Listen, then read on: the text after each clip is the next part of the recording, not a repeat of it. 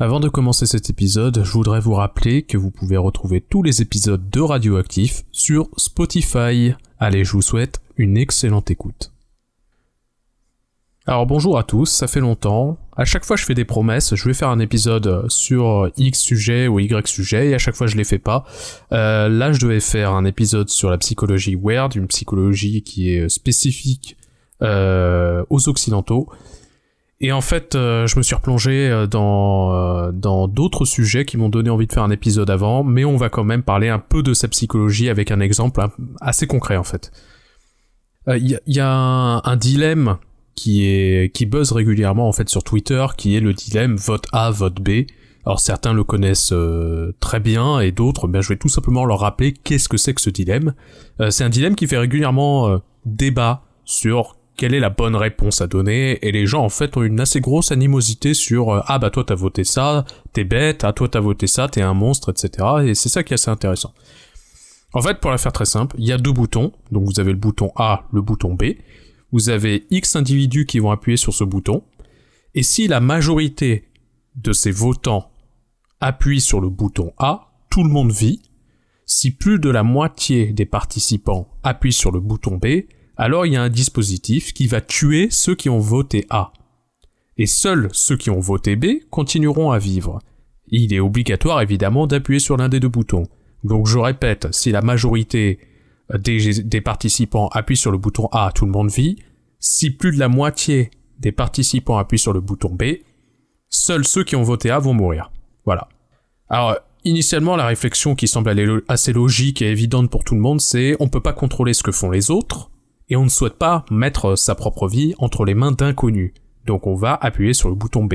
Car en faisant ainsi, quel que soit le résultat, on continuera à vivre. C'est-à-dire que même si les A gagnent et que moi j'ai voté B, je vis. Si les B gagnent et comme j'ai voté B, je vis. Donc dans le 100% des cas, en appuyant sur le bouton B, j'ai la vie sauve. Et d'ailleurs, si 100% de la population appuie sur le bouton B, tout le monde vit. Sauf que ce choix repose sur le fait que déjà vous ne faites pas confiance aux autres, alors c'est votre droit. D'ailleurs, tous ceux qui votent B ne vous font pas confiance. Après tout, c'est logique, ils vous connaissent pas.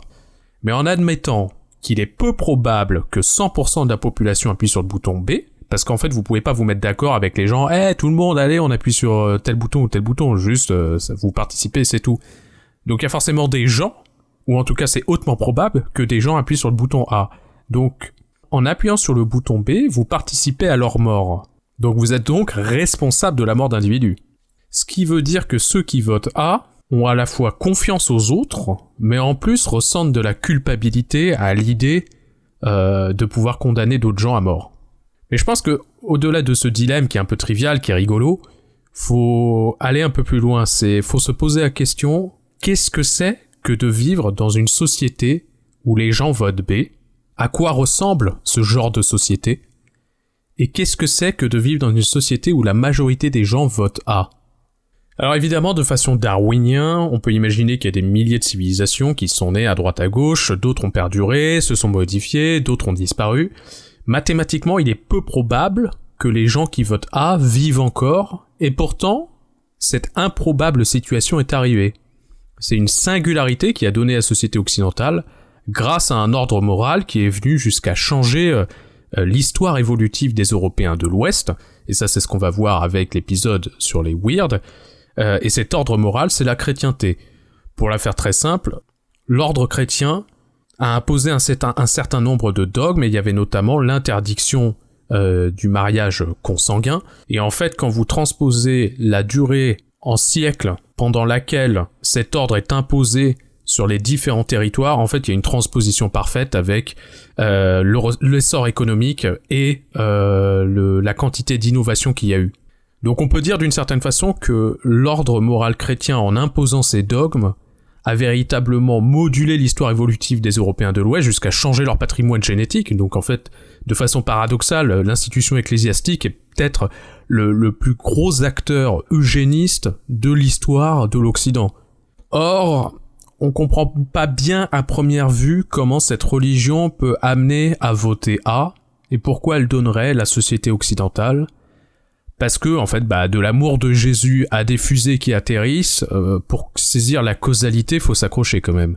Et pourtant, si on avait des méga ordinateurs quantiques hyper puissants et qu'on refaisait l'histoire des hommes avec un simulateur hyper complexe où on arrive à mettre tous les paramètres de l'univers dedans, et qu'on pouvait s'amuser comme ça avec ce simulateur à retirer des éléments de l'histoire à notre guise pour voir quelles seraient les conséquences, je suis persuadé que si vous retirez l'inchrétienté de l'histoire des Européens, à la fin il n'y a pas de fusée en fait. Parce que voter A, c'est pas seulement de la confiance interpersonnelle, je sais que lui va voter A, donc moi aussi je vais voter A, etc. C'est pas seulement ça. C'est que c'est une prise de risque, en fait. Et pourquoi est-ce que vous prenez ce risque ? Eh bien parce que vous avez la foi. Donc ça mène à la question, qu'est-ce que c'est avoir la foi ? Ça veut dire quoi ? En fait, c'est ce qu'on va voir dans ce podcast. Parce qu'en l'absence de foi, il n'y a pas de prise de risque. Et s'il n'y a pas de prise de risque, il n'y a pas d'innovation, pas d'entrepreneuriat et pas de fusée. Pour comprendre le cheminement, en fait, j'ai décidé de prendre comme analogie l'univers du Seigneur des Anneaux. Parce qu'en ce moment, en fait, je suis plongé dans cet univers, je suis en train de tout relire, et ça m'a marqué à quel point le royaume du Gondor ressemble à bien des aspects aux Français, mais pas n'importe quel Français, les Français catholiques. Or, le royaume du Gondor, c'est un royaume qui est dirigé par une famille noble d'intendants, regroupés sous une bannière, et cette bannière, c'est la maison de Hurin.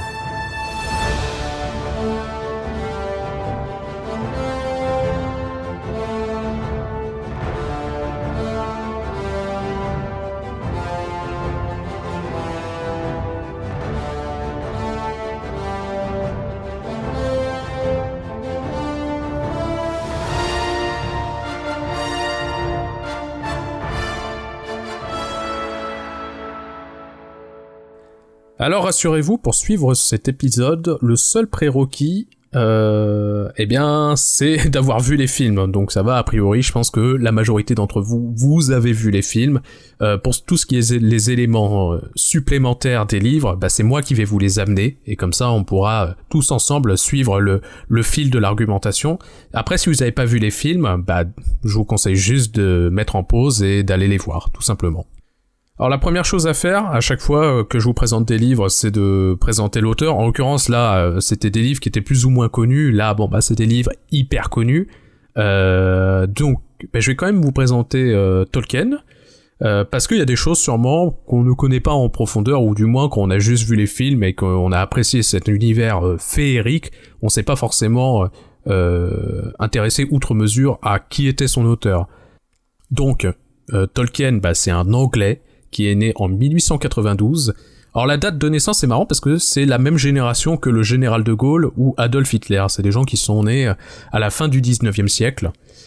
Donc forcément la même génération, ils ont fait la Première Guerre mondiale. Donc lui-même a participé à cette Première Guerre mondiale. Il a participé à la bataille de la Somme. Donc quelque part il fait un peu partie de l'histoire de France. C'est un linguiste et un professeur universitaire qui va exercer notamment à Oxford. Alors le point amusant avec lui, c'est que Tolkien et ses potes, en fait, ils se réunissent tous les mardis soirs dans un pub qui s'appelle The Eagle and the Child, où ils vont chacun lire et discuter des écrits des uns et des autres, et notamment, ils vont travailler sur le Seigneur des Anneaux dans ce pub. Donc c'est sympa de se dire que l'œuvre a été révisée dans un genre de club de lecture où il y a des universitaires qui boivent des pintes. C'est marrant. Son fils, c'est Christopher Tolkien, qui a été enrôlé dans la Royal Air Force pendant la Seconde Guerre mondiale. Donc c'est un point important à savoir, c'est que cette famille est imprégnée dans les deux guerres du XXe siècle. Alors la première question, c'est comment on pourrait définir Tolkien ? Et en fait, la première chose à dire, c'est que c'est un chrétien, mais plus précisément un catholique.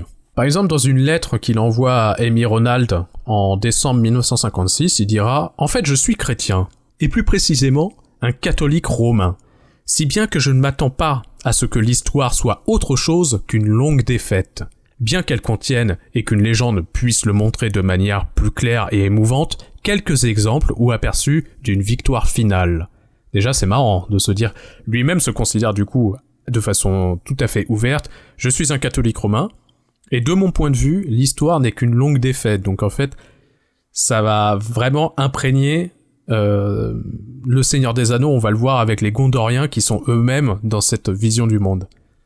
La deuxième chose qu'on peut dire sur Tolkien, c'est que c'est un conservateur, mais surtout un amoureux de la liberté.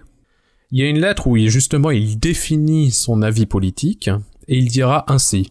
Mes opinions penchent de plus en plus vers l'anarchie, entendue philosophiquement comme l'abolition du contrôle, et non comme des hommes barbus munis de bombes, ou vers une monarchie inconstitutionnelle.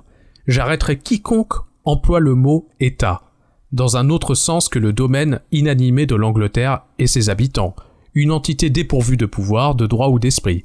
Et après une chance de rétractation, je les exécuterai s'ils persistaient dans leur obstination.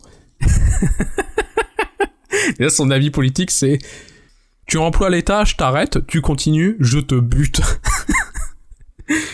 Si nous pouvions revenir à des noms personnels, cela ferait beaucoup de bien. Le gouvernement est un nom abstrait, désignant l'art et le processus de gouverner, et il devrait être considéré comme une faute d'écrire ce mot avec une majuscule, ou de l'utiliser pour désigner des personnes. Si les gens avaient l'habitude de parler du Conseil de George, de Winston et de sa bande, cela contribuerait grandement à clarifier les idées et à freiner le dangereux glissement vers une théocratie.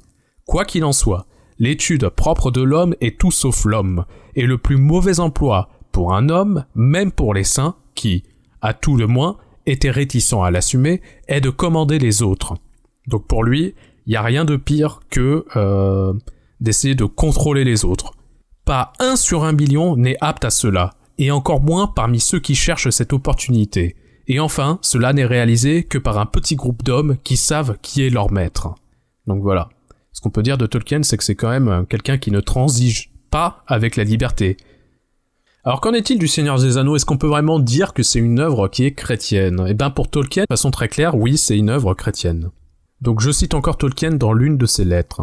« Une beauté à la fois majestueuse et simple se retrouve dans le Seigneur des Anneaux. Cette œuvre est bien sûr fondamentalement religieuse et catholique, inconsciemment au départ, mais consciemment lors de la révision.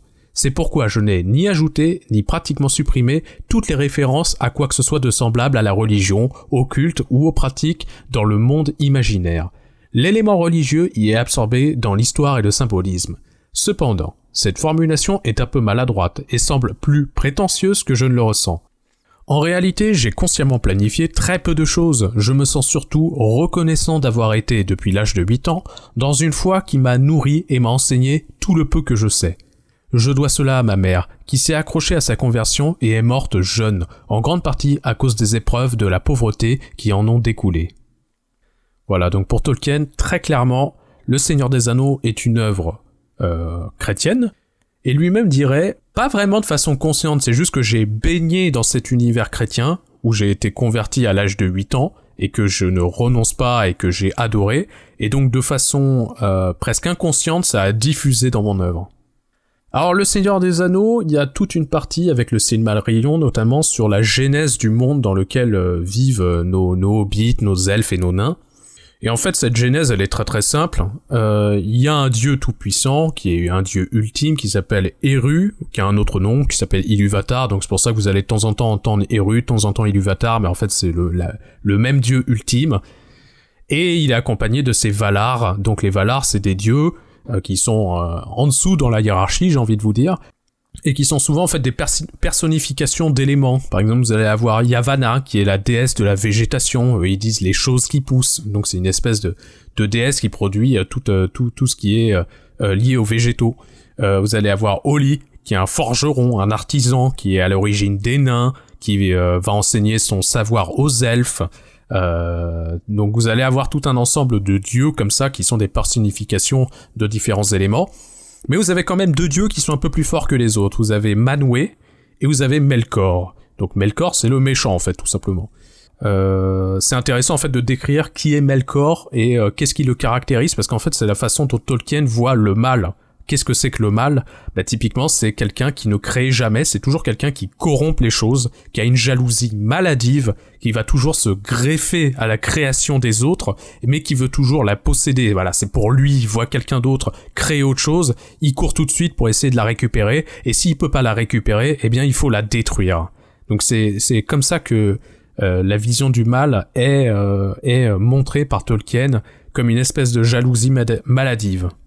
Et donc en fait, tous ces dieux vont créer le monde, la terre, à travers une chanson qu'ils vont tous ensemble jouer, et donc dans une parfaite harmonie, ils vont créer le monde avec cette mélodie. Donc je cite le Silmarillion. Donc Ilúvatar restait à écouter, et, pendant longtemps, il fut content car la musique était sans faille. Mais à mesure que le thème progressait, il vint au cœur de Melkor d'y mêler des thèmes venus de ses propres pensées, et qu'il ne s'accordait pas au thème d'Ilúvatar. De cette manière, il cherchait à augmenter la puissance et la gloire de sa propre partie. Melkor était le plus doué des Ainur, en savoir comme en puissance, et il partageait les talents de tous les autres. Souvent seul, il s'était aventuré dans les espaces du vide pour chercher la flamme éternelle, car il avait en lui un furieux désir d'amener à l'être des œuvres de sa propre volonté, et il lui semblait qu'Ilúvatar n'avait aucune pensée pour le vide. Donc en fait, Melkor, c'est quelqu'un, tout de suite on le voit, c'est-à-dire que tous ces dieux commencent à créer de façon très harmonieuse tous ensemble une musique pour créer le monde, et lui qui foutait rien, il s'est greffé et il a commencé à mettre ses propres accords dans la musique et à jouer juste plus fort pour que la musique devienne sienne et que les autres se fatiguent et abandonnent. Ce monde, il l'appelle Arda, c'est la Terre tout simplement. Là, vous allez avoir à l'est la Terre du Milieu que vous connaissez, et à l'ouest, en fait, vous trouvez Valinor, qui est la Terre sacrée, une terre immortelle qu'on voit pas dans le Seigneur des Anneaux, mais c'est une terre qui est interdite aux hommes, où vivent les dieux. Et sur la Terre du Milieu, vous retrouverez toutes les autres créatures qui sont douées de libre arbitre. Et en fait, il y a les premiers-nés, donc les toutes premières créatures douées de libre arbitre qui sont créées, ce sont les elfes, et eux ont le privilège de pouvoir vivre sur Valinor auprès des dieux. Donc vous avez la création de ce monde avec des créatures, vous avez les elfes, les humains, etc. Et tout de suite, Melkor, quand il voit ça, il y a cette volonté de posséder, de contrôler, toujours avec l'idée que sans lui ce sera le chaos. Donc en fait, s'il veut contrôler, posséder, etc., c'est toujours dans le bien commun. C'est jamais parce que il est jaloux. C'est jamais assumé de la sorte. C'est toujours il vaut mieux que ce soit moi qui contrôle tout pour le bien de tous. Donc je vais vous lire ça. Il sembla, et lui-même commença à le croire, qu'il voulait se rendre en cette demeure, donc c'est Arda, et y ordonner toute chose pour le bien des enfants d'Ilúvatar, et contrôler les tourbillons de chaleur et de glace qui le traversaient, alors qu'il désirait plutôt soumettre à sa volonté les elfes et les humains. Il enviait les dons qui leur avaient été promis par Ilúvatar. Il voulait pour lui-même avoir des serviteurs et des sujets, s'entendre appeler seigneur et se sentir le maître d'autres volontés. Toute ressemblance avec une certaine idéologie d'extrême gauche serait fortuite. Melkor, c'est quelqu'un qui est intrinsèquement totalitaire. La définition du libre arbitre, qui est donnée du coup aux humains et aux elfes, c'est une volonté libre et non contrainte. Et lui, ce qu'il veut, Melkor, c'est exactement le contraire. Alors c'est une notion importante que je vous dis parce que l'anneau unique qui sera forgé plus tard par Sauron sera créé selon cette volonté totalitaire de dominer l'esprit des autres. D'ailleurs, on pourra en profiter pour introduire Sauron tout de suite. Sauron, c'est un maillard, c'est un genre de demi-dieu qui est initialement l'élève de Howli, donc c'est l'artisan, le forgeron, et c'est pour ça que ce dieu va lui apprendre l'art de la forge, et que Sauron aura toutes ses connaissances qui seront mobilisées ensuite pour la création des anneaux. Et en fait, Sauron, ce qui va se passer, c'est qu'il sera corrompu par Melkor et deviendra l'un de ses généraux. C'est pour ça que vous avez aussi Sauron qui est plus tard animé de cette volonté de contrôler les autres. Donc là, vous comprenez comment s'est formé le monde de la Terre du Milieu, mais dans ce podcast, on va surtout s'intéresser aux hommes.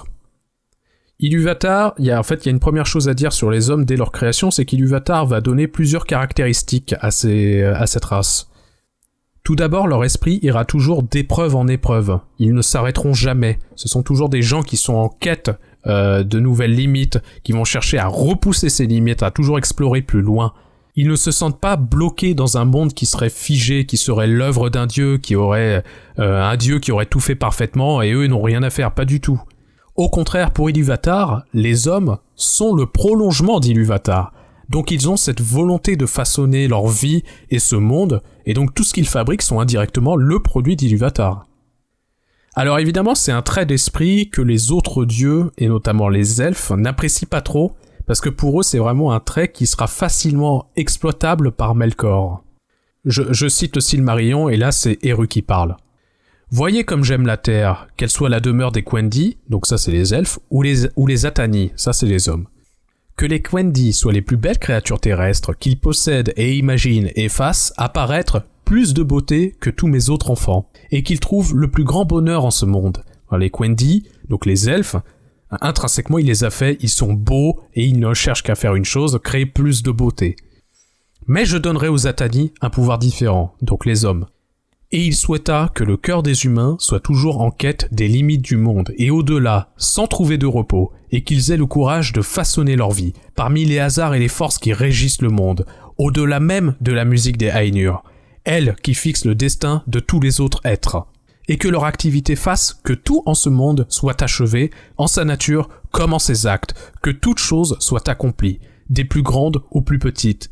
Mais Ilúvatar savait que les humains, jetés entre les puissances qui agitaient le monde, s'égareraient souvent et n'useraient pas toujours harmonieusement de leurs dons. Il dit encore « Ceux-là aussi découvriront en leur temps que tout ce qu'ils font ne contribue en fin de compte qu'à la gloire de mon œuvre. » Pourtant les humains croient que Manwë, donc ça c'est l'autre grand dieu qui est un peu le rival de Melkor, regrette souvent l'existence des humains, lui qui est plus proche des pensées d'Ilúvatar, car il semble aux elfes que, d'entre les Ainur, les humains ressemblent le plus à Melkor, lui pourtant qui toujours les a craints et haïs, même ceux qui le servaient.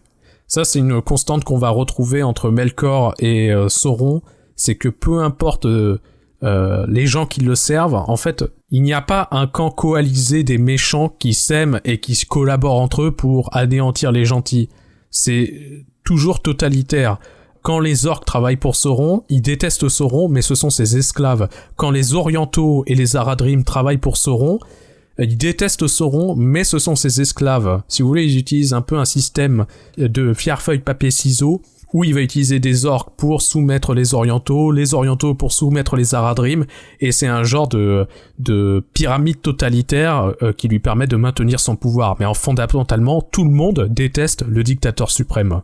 Et c'est une constante chez que ce soit Sauron ou Melkor, et notamment lui, Melkor, il déteste les êtres humains, même ceux qui travaillent pour lui.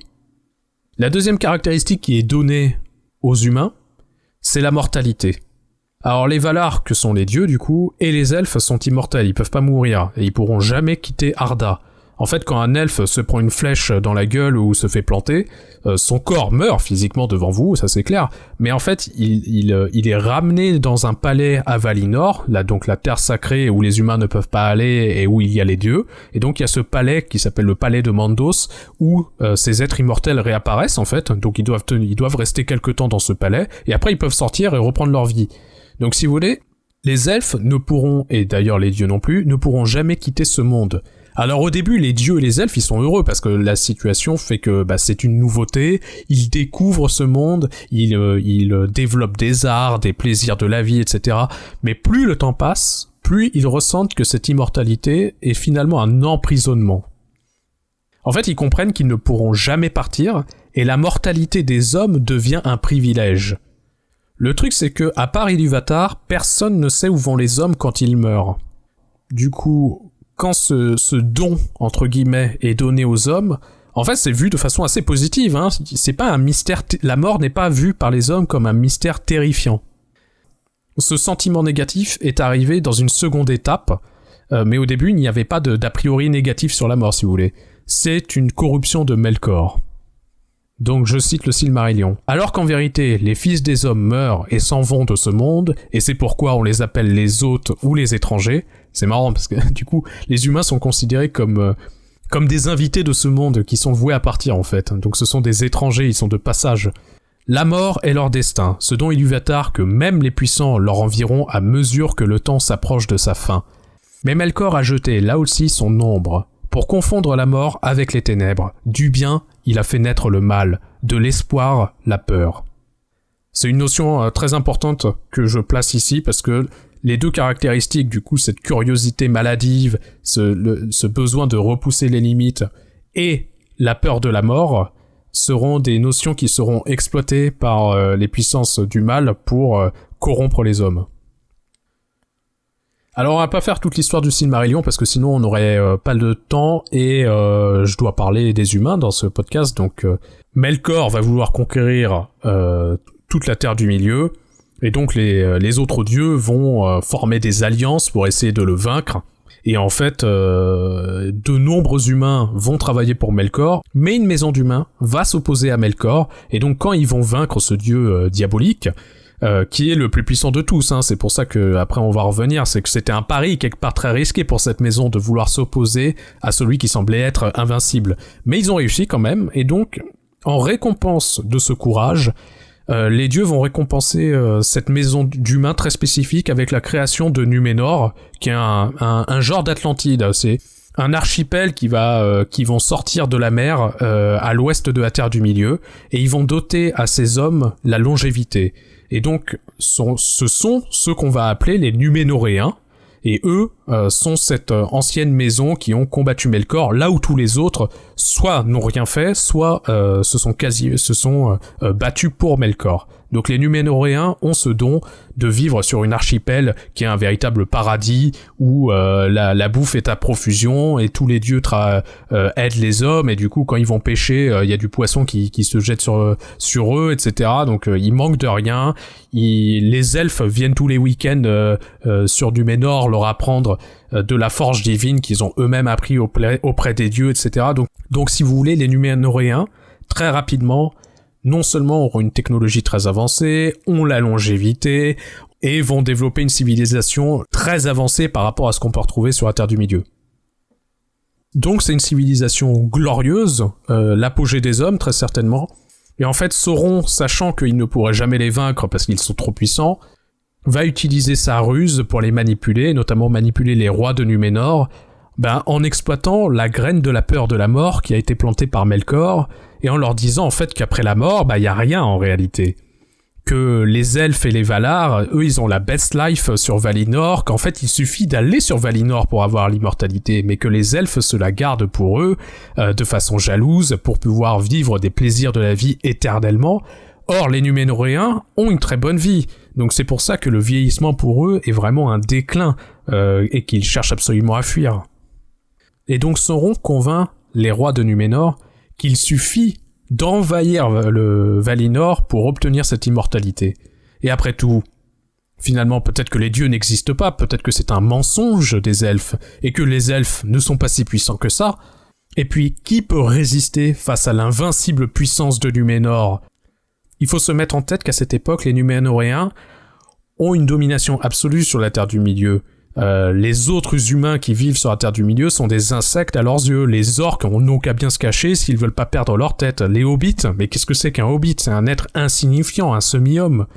Et donc par peur de la mort, ces Numénoréens, d'une curiosité maladive, par cet orgueil et ce sentiment d'invincibilité, vont former une flotte d'invasion et partir sur Valinor. Et donc les dieux, les ayant avertis que c'était interdit d'aller à Valinor, vont les punir, et notamment ensevelir Numénor et en coulant leur flotte. Et donc les derniers survivants de cette grande civilisation, c'est Elendil et ses fils, donc il a 2 fils, Anarion et Isildur, et c'est ce qu'on appelle les fidèles. En fait, eux-mêmes se nommaient les fidèles en Numénor parce que c'était les seuls à être restés fidèles aux dieux, et en fait ils ont quitté Numénor avant qu'il y ait ce cataclysme qui ensevelisse l'archipel. Et donc ces derniers survivants vont fonder le royaume du Gondor, que vous connaissez, et le royaume d'Arnor. Donc celui-là vous le connaissez pas, mais c'est un ancien royaume des hommes qu'on retrouve au nord, donc c'est au niveau de la comté. Si vous voyez sur la carte où c'est à peu près la comté, et bien à cette époque-là, il y avait un grand royaume des hommes qui était le jumeau du Gondor. Ces hommes sont partis avec 7 palantirs, donc c'est ces sphères que vous voyez dans le Seigneur des Anneaux qui permettent de voir des choses. En fait, ce sont des objets qui ont été créés par les elfes pour les Numénoréens, afin qu'ils puissent communiquer entre eux. C'est la raison pour laquelle Peter Thiel a créé sa boîte d'IA qui s'appelle Palantir, parce que c'est symbolique en fait, ça permet aux hommes de l'Ouest, donc aux Occidentaux, de voir des choses à travers l'espace et le temps en utilisant les données. Alors comment on arrive à la création du royaume d'Arnor et du Gondor, à la situation qu'on connaît dans le Seigneur des Anneaux, où en fait déjà il n'y a plus de royaume d'Arnor, ça n'existe plus, ça on va le voir. Et le royaume du Gondor qui existe encore en fait est assiégé par des orques. Comment on arrive à ces situations ? Et ben c'est ce qu'on va voir notamment, c'est expliqué dans le livre en fait au moment du Conseil d'Elrond, où comme vous savez dans le film, à la demande du seigneur elfe, des représentants de différentes races vont se rassembler et discuter justement de la situation qui se passe en Terre du Milieu et du danger de la domination de Sauron à venir. Et c'est notamment un moment où justement l'anneau unique qui avait été perdu sera montré aux yeux de tous, Et donc Elrond va pouvoir expliquer que c'est tout simplement Isildur qui a arraché l'anneau des mains de Sauron avant de se l'approprier. Je cite le Seigneur des Anneaux. Ces mots firent réagir l'étranger Boromir. « Voilà donc ce qu'il advint de l'anneau, s'écria-t-il. Si jamais un tel récit fut connu dans le Sud, il y a longtemps qu'il est oublié. J'avais entendu parler du grand anneau, de celui que nous ne nommons pas. Mais nous croyons qu'il avait disparu du monde dans la ruine de son premier royaume. Isildur l'a pris, voilà certainement une nouvelle. » « Hélas, oui, dit Elrond. Isildur l'a pris, ce qui n'aurait pas dû être. On aurait dû le jeter au feu de l'Orodruin. L'Orodruin, c'est la montagne du destin. Où il fut forgé, non loin de là. Mais le geste d'Isildur eut bien peu de témoins. Lui seul se tenait aux côtés de son père lors de l'ultime confrontation. Et auprès de Gil-galad. Gil-galad, c'est le roi des elfes à l'époque, avec qui ils ont fait cette alliance des hommes et des elfes, mais qui est mort en combattant Sauron. Il y avait que Círdan et moi-même. Mais Isildur refusa d'entendre nos conseils. « Je prendrai ceci en réparation de la mort de mon père et de mon frère, dit-il. » Donc c'est intéressant, c'est déjà pourquoi Isildur n'a pas détruit l'anneau unique. En fait, il y a plusieurs passages où on voit ce que pense Isildur, pourquoi il a pris cet anneau. Donc déjà, il faut se remettre dans le fait que quand il récupère l'anneau, c'est au sacrifice de son père, c'est au sacrifice de son frère. Donc pour lui, l'anneau unique est le symbole de la victoire et du sacrifice de sa famille contre Sauron. De plus, l'anneau unique offre du pouvoir. Or, lui, il a tout un pays à reconstruire, donc c'est aussi le moyen de reconstruire ce pays.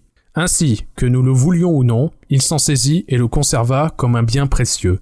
Mais il fut bientôt trahi par l'anneau et trouva la mort. C'est pourquoi on l'appelle dans le Nord le fléau d'Isildur.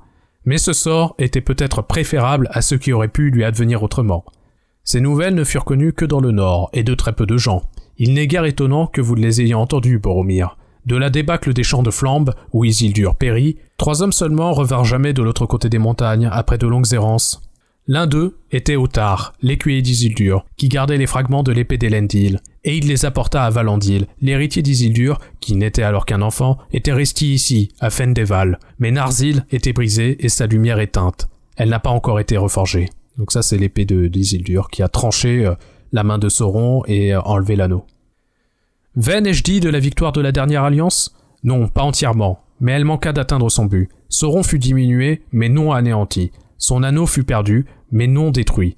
La tour sombre fut brisée, mais ses fondations n'ont pas été extirpées, car elles ont été établies avec le pouvoir de l'anneau, et elles subsisteront tant que celui-ci durera. Nombre d'elfes et de puissants hommes, et bon nombre de leurs amis, avaient péri durant la guerre. Anarion était mort, Isildur était mort, et Gil-galad et Elendil n'étaient plus. Plus jamais ne sera pareille coalition d'elfes et d'hommes, car les hommes se multiplient pendant que les premiers-nés décroissent. Ça, c'est quelque chose à avoir en tête, c'est que la population elfique ne fait que décroître sur la Terre du Milieu. Et ces deux peuples sont aliénés, et depuis ce jour, le sang de Núménor n'a cessé de se dégrader, et de la longévité de ses héritiers s'est amoindrie. Hyper important, c'est que la longévité qui avait été donnée aux Núménoréens est non seulement innée, mais héréditaire. C'est dans leur sang. Et donc, en fait, c'est une notion qu'il y a souvent dans le Seigneur des Anneaux, c'est que ils vont souvent rappeler le fait que, en croisant le sang des Núménoréens, ils le diluent, et cette longévité et tous les dons qui leur avaient été donnés par les dieux ne font que s'amoindrir au fur et à mesure des générations. Alors, la chose que vous savez, c'est que Sauron, grâce à ses dons de forgeron, et en manipulant les elfes, va pouvoir créer des anneaux de pouvoir, et notamment créer l'anneau unique qui va lui permettre en fait de dominer ceux qui portent ces anneaux de pouvoir. Donc il y en a 3 qui ont été donnés aux elfes, 7 aux nains et 9 aux hommes, et donc notamment il va pouvoir contrôler surtout les hommes en fait, parce que les nains sont assez réticents à cette manipulation, ils ont un caractère de cochon en fait. Les elfes très intelligents vont juste retirer les anneaux et les cacher. Et en fait, c'est les hommes qui vont les garder et se faire contrôler au fur et à mesure par l'anneau jusqu'à devenir les ombres, donc les Nazgûl, qui vont travailler pour Sauron. D'ailleurs, fait amusant, et on estime que au moins 3 des Nazgûl sont des Núménoréens. Et donc, grâce à la force du chef des Nazgûl, ils vont pouvoir faire tomber le royaume d'Arnor, notamment avec le royaume d'Angmar. Donc c'est pour ça que le chef des Nazgûl, on l'appelle le roi sorcier d'Angmar, parce qu'en fait il a créé un royaume de toutes pièces dans le nord, et il a fait tomber le royaume d'Arnor. Et pour vaincre Sauron, les humains et les hommes vont s'allier, notamment les descendants des Núménoréens, vont s'allier avec les elfes pour faire cette alliance et combattre Sauron jusqu'à ce qu'il le vainque et qu'il lui retire l'anneau de sa main. Donc je continue la citation. Dans le nord, après la guerre et le massacre des Champs de Flammes, les hommes de l'occidental se trouvèrent diminués. Leur cité d'Anúminas, au bord du lac du crépuscule, tomba en ruine, et les héritiers de Valandil, donc ça c'est l'un des héritiers d'Elendil, partirent s'installer à Fornost dans les hauts coteaux du nord, place tout aussi désolée qu'aujourd'hui. Les hommes l'appellent la chaussée des trépassés, et craignent d'y mettre les pieds, car les gens de l'Arnor déclinèrent, leurs ennemis les dévorèrent, et leur suzeraineté passa. Ne laissant que des monticules verts dans des collines herbeuses. Voilà, donc du royaume d'Arnor, il ne reste plus rien, et les derniers descendants des Numénoréens dans le nord, en fait, en tout cas de façon connue, se sont fait tuer. Dans le sud, le royaume du Gondor subsista longtemps, et sa splendeur fut un temps florissante, rappelant quelque peu la puissance de Numénor avant sa chute. Ces gens construisirent de hautes tours, et des places fortes, et des havres aux nombreux navires, et la couronne ailée des rois des hommes s'attirait la révérence de bien des peuples de différentes langues. Leur plus grande cité était Osgiliath, citadelle des étoiles, au milieu de laquelle coulait le fleuve, et ils construisirent Minas Ithil, tour de la lune levante, à l'est sur un épaulement des montagnes de l'ombre. Et à l'ouest, au pied des montagnes blanches, ils bâtirent Minas Anor, tour du soleil couchant. Donc normalement vous connaissez, donc là il parle de 3 cités, il y a Osgiliath, Minas Ithil, Minas Anor. Osgiliath, vous la connaissez, c'est cette cité qui est traversée par un fleuve, et dans le Seigneur des Anneaux, en fait elle est assiégée par les orques, qui finissent par la prendre, donc ils appellent ça la cité des étoiles. Là, il parle de 2 autres cités, il parle de Minas Ithil. En fait, Minas Ithil, c'est une cité qu'ils ont construit, que les Gondoriens ont construit au pied du Mordor, et qui en fait était chargée de garder la domination sur le Mordor à la chute de Sauron. Et en fait, un jour, ce qu'ils vont raconter plus tard, c'est qu'ils l'ont perdue parce qu'elle sera attaquée par les Nazgûl qui vont la reprendre. Et depuis, c'est la cité des Nazgûl, et du coup, ils l'appellent plus Minas Ithil, ils l'appellent Minas Morgul. Minas Morgul, vous la voyez dans les films, c'est cette cité avec des lumières vertes démoniaques où quand les portes s'ouvrent, il y a les Nazgûl qui sortent avec leur cavalerie ou leur armée d'orques. Et la 3e cité qui vient de citer, c'est Minas Anor, et en fait Minas Anor c'était l'ancien nom de Minas Tirith. Donc Minas Tirith, vous la connaissez, c'est la capitale des humains, mais à l'époque c'était pas encore le cas. Alors la garde s'assoupit sur les murs du Mordor, et de nombreuses créatures regagnèrent le Gorgoroth sans être vues. Des êtres maléfiques en sortirent bientôt. Ils prirent Minas Ithil pour y demeurer, et ils en firent un endroit redoutable. On l'appelle Minas Morgul, la tour de sorcellerie. Minas Anor fut alors renommée Minas Tirith, la tour de garde, et depuis lors, ces 2 cités ont toujours été en guerre. Mais Osgiliath, située à mi-chemin, fut désertée et des ombres enterrent ses ruines. Les choses sont demeurées ainsi de la vie de mains hommes, mais les seigneurs de Minas Tirith continuent de se battre, défiant nos ennemis, gardant le passage du fleuve depuis les Argonates jusqu'à la mer. Les Argonates, c'est cet endroit où il y a ces fameuses, ces grandes statues qui sont traversées par un fleuve avec ses mains levées, et en fait, les Argonates représentent à la fois Isildur et son frère Anarion, et c'est la frontière en fait du royaume du Gondor. Donc voilà, il a raconté la situation dans laquelle le monde est, et le fait que du point de vue d'Elrond, le Gondor tient la frontière, mais ils sont sur le déclin, leur sang est en train d'être mêlé avec des lignées de moindre qualité, et du coup il y a quand même un sentiment de déclin du point de vue des elfes sur la grandeur des Gondoriens qui sont censés tenir le front. Elrond se tut, mais à peine eut-il achevé que Boromir se leva, grand et fier devant eux. « Permettez-moi d'abord, maître Elrond, commença-t-il, d'en dire un peu plus sur le Gondor, car en vérité, c'est du pays de Gondor que je viens. Mais il vaudrait mieux que tous sachent ce qui s'y passe, car peu de gens, m'est avis, sont au fait des actions que nous menons. Ainsi, la plupart ne se doutent guère du péril qui les guette si nous devions finalement échouer. N'allez pas croire qu'au pays de Gondor, le sang de Numénor se soit tari. » Voilà. Boromir, il est toujours très fier du sang de Numénor, de la grandeur de la grandeur du Gondor. J'en dirai un peu plus sur Boromir et sa famille, mais ils ont quelque chose de très spécial. C'est la famille des intendants. Ils viennent d'une très très vieille famille numénoréenne. Leur sang est quasiment pur à eux, pour le coup. Donc ils ont vraiment une lignée qui est légendaire au sein du Gondor. Et Boromir est l'un des plus grands capitaines du Gondor, si ce n'est le plus grand capitaine que le Gondor ait jamais porté. Donc il a, en tout cas, vous allez voir que de façade, il y a cette fierté la fierté d'appartenir au Gondor et la volonté de vouloir montrer qu'il y a une puissance apparente. C'est par notre valeur que les sauvages de l'Est continuent d'être jugulés, que la terreur de Morgul est tenue à distance, et c'est par là seulement que la paix et la liberté sont maintenues dans les terres derrière nous, qui sommes le rempart de l'Ouest. Si les passages du fleuve devaient être conquis, alors qu'adviendrait-il ? Or, ce jour pourrait ne plus être bien loin. L'ennemi sans nom a refait surface. De la fumée s'élève de nouveau de l'Orodruin, que nous appelons le Mont Destin. La puissance du Pays Noir grandit, et nous sommes cernés de près. Quand l'ennemi est revenu, il a chassé nos gens de l'Ithilien, notre beau domaine à l'est du fleuve, bien que nous y conservions une assise et une force d'armes.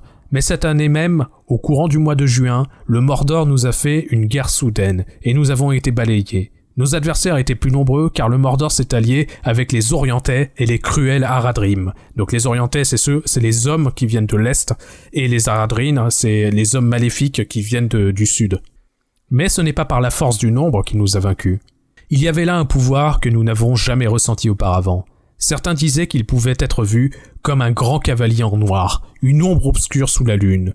Où qu'il allât, une folie s'emparait de nos adversaires, mais la peur gagnait nos plus braves. Coursiers et cavaliers reculaient et s'enfuyaient. Seul un fragment de notre armée de l'Est revint de cette bataille, détruisant le dernier point qui subsistait parmi les ruines d'Osgiliath. J'étais de la compagnie qui dut tenir le pont avant qu'il ne soit jeté à bas derrière nous. Seuls 4 en réchappèrent, se sauvant à la nage, mon frère et moi-même et 2 autres.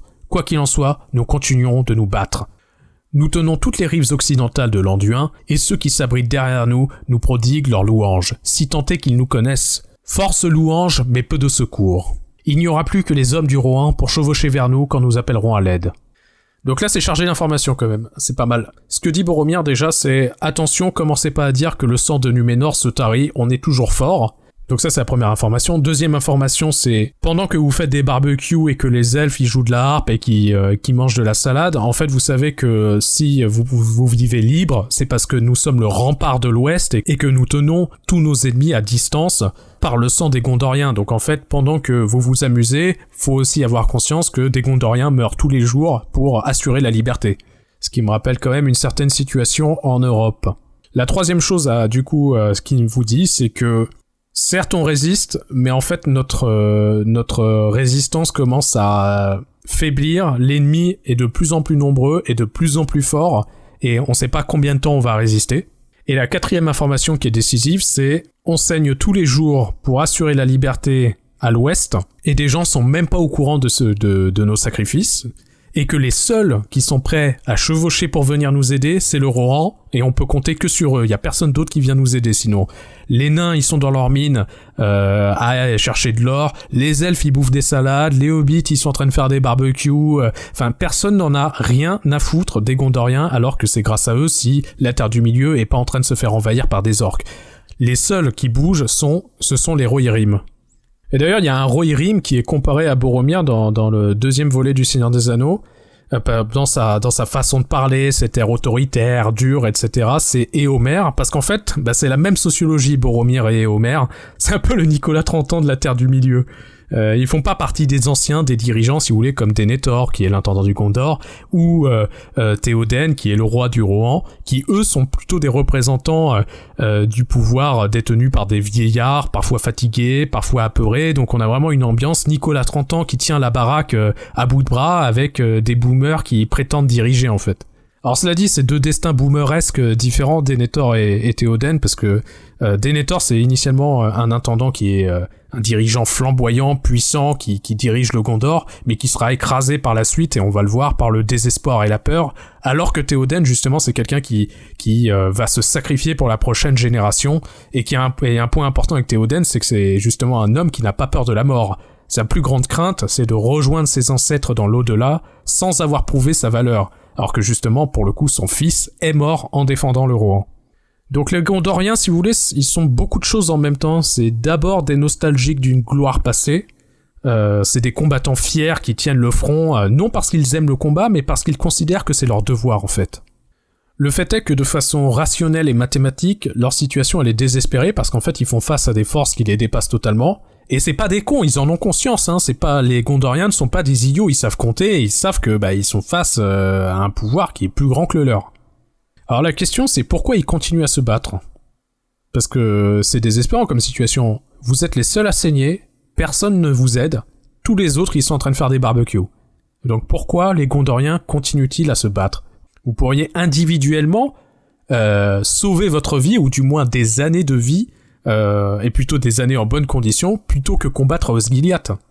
Et en fait, ça m'a fait penser à l'un de mes passages où j'étais allé dans un stage en onco-hémato, dans un service où on recevait des patients qui étaient atteints de leucémie, donc il y a un cancer du sang lié à la prolifération de progéniteurs de globules blancs. Et le traitement est très difficile puisqu'il débute en fait par la mise en aplasie médulaire, c'est-à-dire que concrètement, on arrête la production des cellules du sang et immunitaires, donc on doit garder les patients déjà qui sont dans un état de fatigue important lié au traitement, mais surtout on les garde enfermés dans des pièces stériles, seuls, pendant au moins 3 semaines. Et donc à bien des égards, ce que subissaient ces patients, c'était pire que la prison, parce que au moins en prison, les taulards peuvent discuter entre eux. Là vous êtes tout seul, sans globules blancs pour défendre votre corps, vous avez 3 globules rouges qui se battent en duel, et donc c'est une épreuve physique et morale qui est très importante, qui est très forte. Tout le monde l'affronte de façon différente, mais ce que j'ai remarqué de façon empirique, alors j'ai pas d'études pour m'appuyer là-dessus, mais c'est vraiment ce que j'ai vu, c'est que les religieux ont souvent une ressource morale qui est très puissante. Un cancer comme une leucémie, c'est une véritable injustice, il n'y a pas plus injuste qu'une leucémie. Vous avez strictement rien fait pour que ça vous tombe dessus, mais ça vous tombe dessus.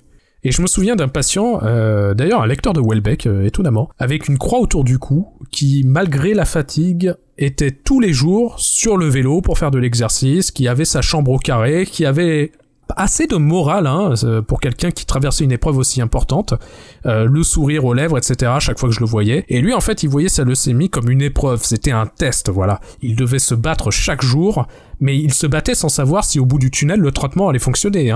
Et donc, c'était un pari ce qu'il faisait, c'était un pari qui était porté par la foi, et en l'occurrence, alors pour lui, la leucémie, ça se soigne assez bien, et aux dernières nouvelles que j'ai eues de ce patient, le traitement avait fonctionné, et il avait quitté le service en rémission, donc ça s'est bien passé pour lui. Mais ce patient, c'est un peu comme les Gondoriens, ils ont de l'espoir.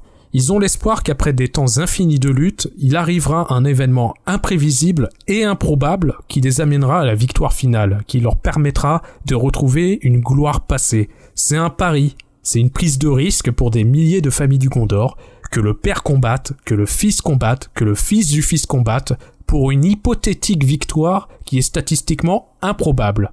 Et c'est cela la foi en fait. Or, si le Gondor existe, et est le plus grand pays de la Terre du Milieu, c'est que leurs ancêtres ont fait ce pari improbable et l'ont gagné. Je vous rappelle que la glorieuse Numénor, elle est née en récompense du pari qu'ont pris quelques hommes de combattre Melkor, qui était le dieu le plus puissant de la Terre du Milieu. Ces hommes, ils l'ont fait non pour obtenir une récompense, mais tout simplement parce que c'est ce qui était juste. Le Gondor et l'Occident, ils ont en commun d'être une succession de probabilités conditionnelles. En fait, c'est comme si vous aviez un sachet de billes avec des numéros, sur chaque bille, il y a 1, 2, 3, etc. Chaque bille a un numéro, comme ça, vous allez de 1 à 100. Et en fait, c'est quelle est la probabilité que vous tiriez 1, puis 2, puis 3, puis 4, etc., etc. Et en fait, plus la succession est longue, moins la probabilité est grande. Et en fait, c'est ça une singularité. Et cette singularité, elle est permise par la foi.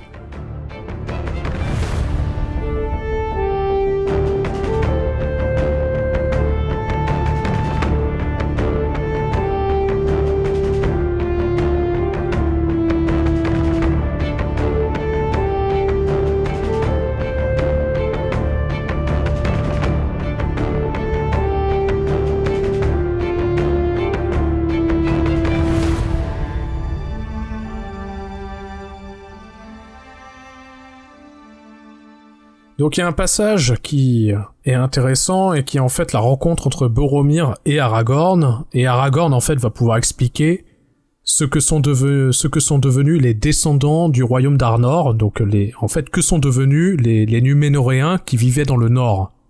Une lueur parut dans les yeux de Boromir tandis qu'il contemplait l'anneau d'or.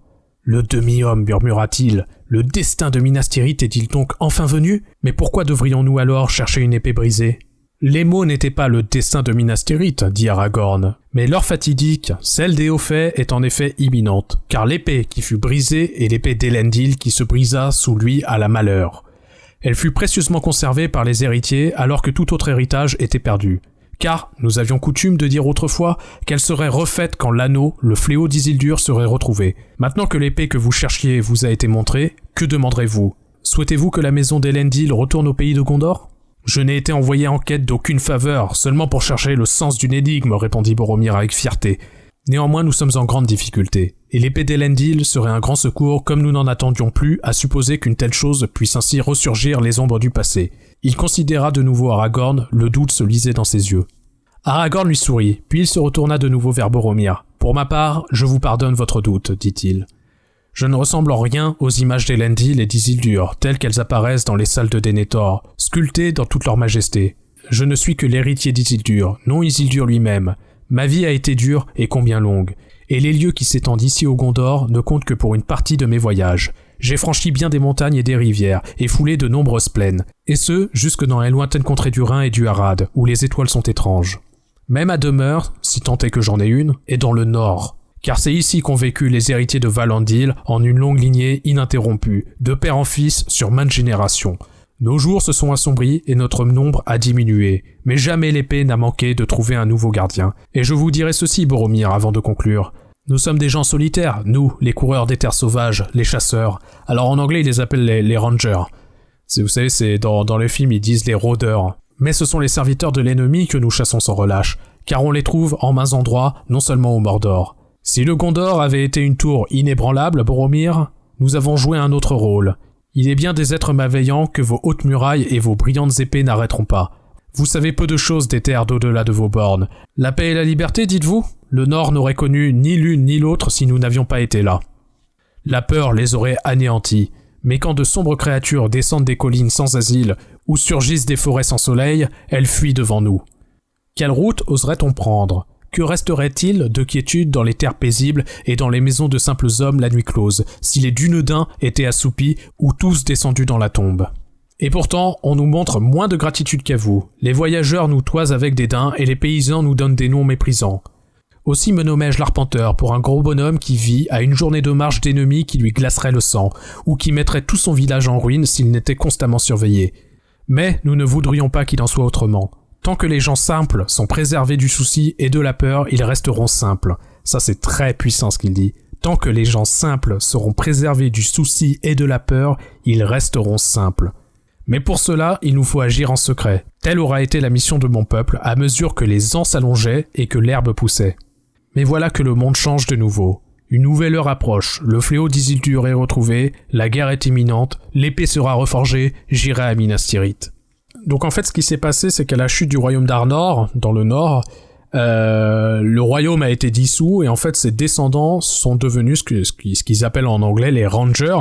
Donc dans le film, ils appellent les rôdeurs, et Aragorn est le chef des rôdeurs du Nord. Donc en fait, c'est les descendants des Dunedains, enfin des Numénors, hein, des Numénoréens, qui sont en très faible quantité, qui vivent dans la nature et qui traquent les créatures maléfiques qui se seraient aventurées à l'ouest après avoir, pour une raison X ou Y, passé le filtre de Minas Tirith.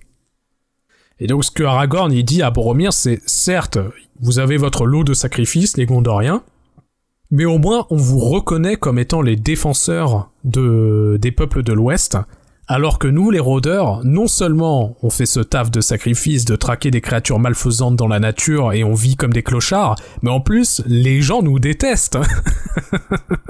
Les rangers ont ce sacrifice d'être un peu les Batman, c'est-à-dire ils font la justice, mais tout le monde leur crache au visage, quoi.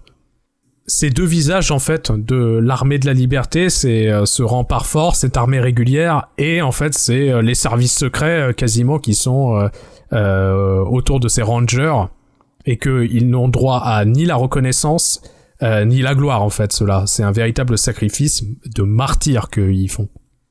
Alors, Boromir, vous le connaissez comme étant le Gondorien qui cède à l'anneau et qui va tenter de le prendre à Frodon.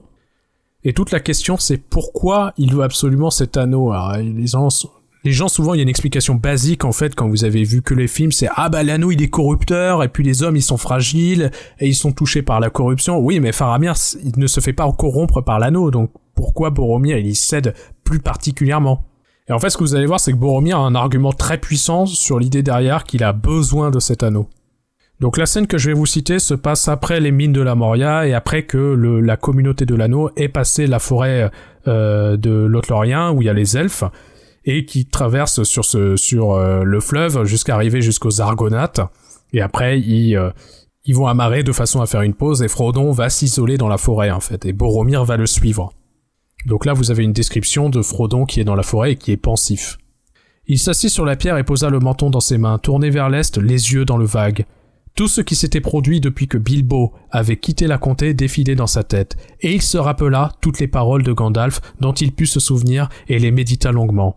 Le temps passait, mais Frodon n'était pas plus près d'en arriver à un choix. Soudain, il sortit de sa réflexion. Il avait l'étrange sensation que quelqu'un était derrière lui, que des yeux hostiles le guettaient. Se levant d'un bond, il se retourna, mais à sa grande surprise, il ne vit que Boromir, et son visage était aimable et souriant. Si Aragorn a raison et qu'il y a des orques aux alentours, aucun de nous ne devrait errer seul. Vous, encore moins. Tant de choses dépendent de vous. Et j'ai le cœur trop lourd. Puis-je rester et vous parler un peu, maintenant que je vous ai trouvé ? Ce serait pour moi un réconfort. Quand les voix sont nombreuses, tout propos devient un débat sans fin. Mais à deux, peut-être est-ce possible de trouver la sagesse. C'est gentil à vous, répondit Frodon. Mais je ne vois pas quel propos pourrait m'aider. Car je sais ce que je dois faire, mais j'ai peur de le faire. Boromir, peur. Boromir resta silencieux. Le Rhoros rugissait sans fin. Rhoros, c'est la cascade que vous avez dans cet endroit. Le vent murmurait aux branches des arbres, Frodon frissonna. Soudain Boromir vint s'asseoir à côté de lui. « Êtes-vous sûr de ne pas souffrir inutilement ?» dit-il. « Je souhaite vous aider. Votre choix est difficile. Il faut vous donner conseil. N'accepterez-vous pas le mien ?»« Je crois savoir quel conseil vous me donneriez, Boromir, » dit Frodon. « Et ce paraîtrait sage, n'est-elle la mise en garde de mon cœur ?»« La mise en garde ? Contre quoi ?» dit brusquement Boromir. Contre les faux fuyants, contre la voie de la facilité, contre le refus du fardeau qui m'est échu, contre, puisqu'il faut le dire, contre le fait de s'en remettre à la force et à la loyauté des hommes. Pourtant cette force vous a longtemps protégé à votre insu, là-bas, dans votre petit pays. Je ne doute pas de la valeur de votre peuple, mais le monde change. Les murs de Minas Tirith sont peut-être forts, mais ils ne le sont pas assez. S'ils cèdent, qu'arrivera-t-il alors ? Nous tomberons vaillamment au combat, mais on peut espérer qu'ils tiendront. Pas tant que l'anneau subsiste, dit Frodon. Ah, l'anneau, dit Boromir, et ses yeux s'allumèrent. L'anneau. N'est-il pas ironique que nous éprouvions tant de peur et de doute pour une si petite chose ? Une si petite chose. Je ne l'ai vu qu'un instant dans la maison d'Elrond. Serait-ce trop vous demander de me le montrer encore une fois ? Frodon leva les yeux, son cœur se glaçait soudain. Il aperçut l'étrange lueur dans le regard de Boromir, alors que son visage demeurait amical et bienveillant. « Il vaut mieux qu'elle reste cachée, répondit-il. « Comme vous voudrez, je n'en ai cure, dit Boromir. Mais ne puis-je pas en parler ? Car vous ne faites qu'imaginer son pouvoir entre les mains de l'ennemi. Ses mauvais usages et non son bon emploi. Le monde change, dites-vous. Minas Tirith tombera si l'anneau subsiste. Mais pourquoi ? Si l'anneau était chez l'ennemi, certes. Mais pourquoi s'il l'était avec nous ? N'avez-vous pas assisté au conseil ? Répondit Frodon. Parce que nous ne pouvons nous en servir, et que tout ce que l'on en fait aboutit au mal. Boromir se leva et se mit à arpenter la pelouse avec impatience. Ainsi vous continuez, s'écria-t-il. Gandalf, Elrond, tous ces gens qui vous ont appris à dire cela. En ce qui les concerne, il se peut qu'ils aient raison. Ces elfes, ces semi-elfes et ces magiciens, ils finiraient par leur arriver malheur peut-être. Pourtant, il m'arrive souvent de me demander s'ils sont sages ou simplement timorés. Ah, ça c'est puissant aussi comme réflexion, le fait que pour Boromir, la sagesse apparente de Gandalf, d'Elrond, pour lui qui a vécu toute sa vie au front à combattre des orques, ce n'est pas de la sagesse, c'est seulement un apparat d'intelligence qui est censé cacher de la lâcheté en fait. Parce qu'en fait, tout ce qu'il voit, lui, c'est des gens qui sont en mode « Oh, allez, attention, l'anneau de pouvoir, c'est trop dangereux, on va quand même pas se servir de l'arme de l'ennemi. » Mais lui, il se dit juste « Mais attendez, c'est un pouvoir invincible qui nous est donné dans notre main, et vous êtes en train de me dire que je ne dois pas m'en servir alors même que mon peuple est dans une situation désespérée ?» Donc c'est évidemment inaudible pour Boromir. Mais à chacun sa manière. Les hommes au cœur fidèle, eux, ne seront pas corrompus. Nous autres de Minas Tirith sommes restés loyaux durant de longues années d'épreuves. Nous ne désirons pas la puissance des seigneurs magiciens, seulement la force de nous défendre pour une juste cause. Voilà, après tout, pourquoi serait-il corrompu, ce peuple qui a tenu durant des siècles et des siècles et des siècles et des siècles à combattre 1001 envahisseurs pendant que les autres ne faisaient strictement rien, lui dire que ah non on va pas donner l'anneau aux hommes, vous êtes corruptibles, bah allez vous faire enculer en fait. C'est ça, il peut pas réagir autrement que en les envoyant balader. Il est en mode non mais vous n'avez strictement rien foutu, c'est nous qui sommes au rempart du matin au soir. On a montré les preuves que nous sommes des gens fidèles, loyaux, droits, et on nous balance au visage que nous sommes un peuple corruptible. C'est une blague, quoi. Et voici qu'au moment critique, le hasard met au jour l'anneau de pouvoir. C'est un cadeau, dis-je. Un cadeau aux ennemis du Mordor. C'est folie de ne pas s'en servir, se servir du pouvoir de l'ennemi contre lui-même. Les intrépides, les sans pitié, eux seuls remporteront la victoire. Voilà, les intrépides, les sans pitié. Voilà, faut pas, pour gagner, il ne faut pas avoir de pitié. Voilà, c'est là où il en est, Boromir, maintenant. Que ne pourrait un guerrier en cette occasion, un meneur d'hommes? Que ne pourrait Aragorn? Ou s'il refuse, pourquoi pas Boromir? L'anneau me donnerait un pouvoir de commandement. Comme je repousserais les armées du Mordor et tous les hommes afflueraient sous mon drapeau. Boromir allait et venait, parlant de plus en plus fort. Il semblait presque avoir oublié Frodon, discourant sur les murailles et l'armement, sur le rassemblement des hommes. Il envisageait de grandes alliances et de glorieuses victoires à venir. Et il renverserait le Mordor et devenait lui-même un puissant roi, sage et bienveillant. Soudain il s'arrêta et agita les bras. « Et ils nous disent de le jeter ?» s'exclama-t-il. « Je n'ai pas dit le détruire, ce pourrait être bon si la raison laissait aucun espoir d'y parvenir. Ce n'est pas le cas. » La seule idée qu'on nous propose est d'envoyer un demi-homme au Mordor, marchant à l'aveuglette et offrant à l'ennemi toutes les chances de le reprendre pour lui-même, de la folie. C'est vrai que le plan dit comme ça, il paraît complètement débile. C'est-à-dire que lui, il dit, il y a l'anneau de pouvoir. Cet anneau, je rappelle son pouvoir, c'est qu'il permet de dominer la volonté des autres. Donc en fait, vous pouvez rallier des forces à vous, contrôler les autres hommes et même peut-être les orienter, peut-être les rassembler sous la bannière du Gondor, peut-être même les Aradrim, peut-être même des orques, peut-être même des trolls, et rassembler toute cette puissance et vaincre enfin le Mordor, alors que justement le Gondor est dans cette situation désespérée. Donc c'est un espoir qui sort, la découverte de cette arme. Or, la décision qui est prise par des gens entre guillemets sages, aux yeux de Boromir en tout cas, que lui il se dit oui bon ils sont sages, mais en fait ils sont sages loin du conflit, hein, ils sont mignons ceux-là. Et en fait l'idée qui est proposée par le conseil c'est non, prenons un type qui fait 40 kilos tout mouillé, qui s'est jamais battu de sa vie, on lui donne l'anneau et on l'envoie 40 kilomètres derrière les forces ennemies, qui grouille d'orques, qui est surveillé par des Nazgûl qui dorment jamais, qui sont toujours à l'affût, qui sont sur des dragons, pour qu'il aille détruire l'anneau. Mais c'est un plan qui est improbable et qui n'a, de façon statistique, ça n'a aucune chance de fonctionner. Donc pour lui, c'est absurde, quoi. Il se dit, mais attends, ce que vous allez faire, c'est juste donner l'anneau au Mordor, et là, après, c'est fini. Juste demain matin, le Minas Tirith, c'est en feu, quoi.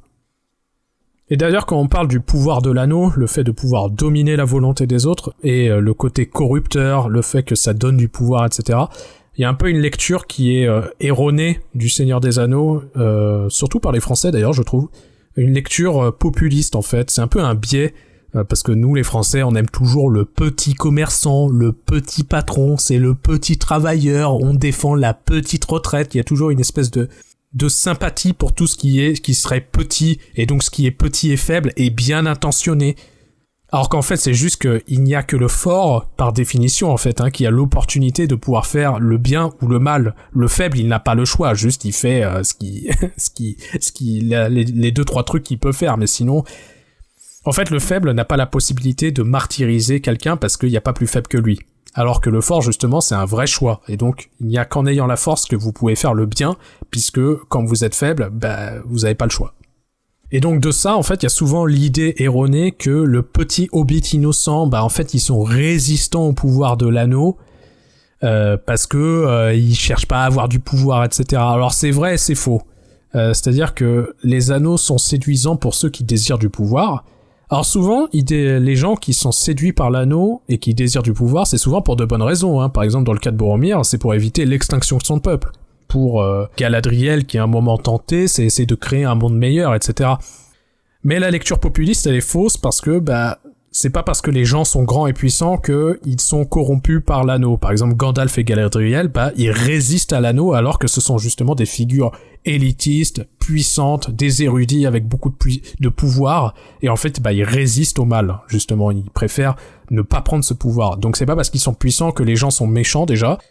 De la même façon, c'est pas parce que les hobbits sont petits et faibles qu'ils sont innocents. Typiquement, Gollum, c'était un petit hobbit qui pêchait sur l'Anduin, et en fait, dès qu'il a vu l'anneau, il a pas pu s'empêcher de tuer son ami Déagol pour lui prendre, et ce n'est pas quelque chose de spontané, parce que après l'avoir tué, en fait, il est écrit dans le livre qu'il va cacher le corps, qu'il va revenir du coup dans son village avec cet anneau, et qu'il va tout de suite comprendre que quand il met l'anneau, les gens de son village ne peuvent pas le voir, et donc il se sert de cet anneau pour espionner et agir avec malveillance envers les siens. Et en fait, c'est pour ça que derrière, les autres gens de son village vont le rejeter. Mais typiquement, Gollum, c'est l'archétype de la créature faible qui était innocente seulement parce qu'elle n'avait pas eu l'opportunité de faire du mal, parce qu'elle n'avait pas la force. Et dès qu'elle a eu un anneau pouvoir, elle s'en est servie de façon maléfique. Et pour vous montrer que c'est pas juste l'anneau corrupteur qui l'a rendu méchant parce qu'initialement il était gentil, c'est complètement faux. Le contraste de Gollum, c'est Bilbo, parce que Bilbo en fait reçoit aussi l'anneau. Dans l'instant même où il a l'anneau, donc il devient invisible et il a son épée, et Gollum est à sa merci. Ils sont dans cette caverne où il n'y a aucun témoin. Il peut tuer Gollum sans craindre aucune conséquence, et pourtant ce qu'il choisit, c'est d'être clément et de laisser la vie à Gollum. Et donc quelque part, il choisit de voter A dans cette situation, alors que Gollum ne l'aurait pas fait. Et donc pour mettre encore une fois en avant le côté karma chrétien, c'est grâce à ce choix que bien plus tard, Gollum aidera malgré lui à détruire l'anneau unique. En l'occurrence, Boromir est différent puisque lui, Boromir, il est fort, il est décrit comme une stature imposante, très puissante, avec des traits nobles, qui a éclaté je ne sais combien de milliers d'orques dans sa vie. Donc il a déjà du pouvoir, mais jusqu'ici, ce pouvoir était insuffisant pour arriver à ses objectifs, et son objectif étant de sauver son peuple, et donc il lui en faut plus. Et c'est pour ça qu'il est séduit par la possibilité même de pouvoir soumettre les autres à sa volonté. Donc je continue. « Vous le voyez bien, n'est-ce pas, mon ami ?» dit-il en se retournant tout d'un coup vers Frodon. « Vous dites que vous avez peur, et ceux-là même, les plus braves, vous le pardonneraient. Mais n'est-ce pas plutôt votre bon sens qui s'indigne ? Non, j'ai peur, dit Frodon, simplement peur, et je suis content de vous avoir entendu parler franchement, j'ai l'esprit plus clair à présent. Vous viendrez donc à Minas Tirith, s'écria Boromir. Il avait les yeux brillants et les traits avides. Vous vous méprenez, dit Frodon. Mais vous viendrez au moins quelque temps, insista Boromir. Ma cité est maintenant toute proche, et se rendre au-delà du Mordor n'est pas beaucoup plus long que d'ici. Il y a longtemps que nous sommes en pays sauvage, et il vous faut savoir ce que fait l'ennemi avant de vous-même passer à l'action. Venez avec moi, Frodon, dit-il. Il faut vous reposer avant d'entreprendre ce voyage, s'il doit être entrepris. Il posa sa main sur l'épaule du Hobbit en un geste amical, mais Frodon la ressentit trembler d'une excitation contenue. Il s'éloigna vivement et le regarda avec affolement. Sa taille d'homme était presque le double de la sienne, et sa force maintes fois supérieure. « Pourquoi êtes-vous si hostile » dit Boromir. « Je suis un homme loyal, non un voleur ou un prédateur. J'ai besoin de votre anneau. Vous le savez maintenant. Mais je vous donne ma parole que je ne désire pas le garder. Me permettrez-vous au moins de mettre mon plan à l'essai ? Prêtez-moi l'anneau. »« Non, non » s'écria Frodon. « Le conseil m'a confié la charge de le porter. » « C'est par votre folie que l'ennemi nous vaincra » cria Boromir. « J'enrage rien que d'y penser. Vous êtes fou et entêté, courant ainsi à votre perte et ruinant notre cause à tous. Si des mortels peuvent prétendre à l'anneau, ce sont les hommes de Núménor, non les demi-hommes. Il n'est pas à vous, sinon par un malheureux hasard. Il aurait pu être à moi. Il devrait être à moi. Donnez-le-moi. » Frodon ne répondit pas. Il s'écarta vivement de façon à mettre la grande pierre plate entre eux. « Allons, allons, mon ami, dit Boromir d'une voix adoucie. Pourquoi ne pas vous en débarrasser ? Pourquoi ne pas vous libérer du doute et de la peur ? Vous n'avez qu'à mettre la faute sur moi, si vous voulez. Vous n'avez qu'à dire que j'étais trop fort, que je vous l'ai pris par la force, car je suis trop fort pour vous, demi-homme. » Et il sauta tout à coup par-dessus la pierre et se jeta sur Frodon. Son beau et aimable visage était hideusement déformé, un feu rageait dans ses yeux. Frodon fit un bond de côté et remit la pierre entre eux. Il n'y avait qu'une chose à faire. Tremblant, il sortit l'anneau attaché à sa chaîne et le glissa rapidement à son doigt, alors même que Boromir se précipitait de nouveau sur lui. L'homme étouffa un cri, écarquilla un moment les yeux stupéfaits.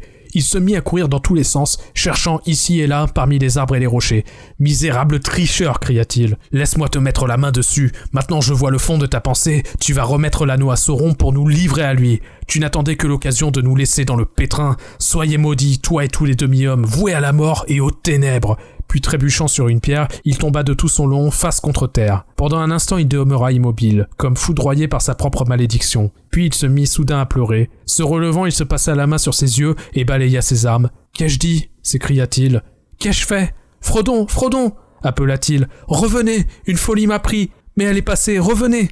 Il n'eut aucune réponse. Frodon n'entendit même pas ses cris. Il était déjà loin, fonçant à l'aveugle dans le sentier, vers le haut de la colline.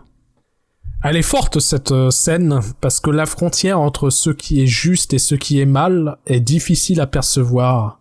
Faut-il faire confiance au semi-homme dans un plan improbable ? Ou est-ce stupide de mettre sa vie et celle de toute la Terre du Milieu entre les mains d'un autre ? En somme, vous l'avez compris, faut-il voter B ou faut-il voter A ? Boromir, c'est un homme qui a voté A toute sa vie, parce que c'est ce que font les Gondoriens, ainsi est leur devoir, et qui par désespoir aujourd'hui est séduit par le vote B.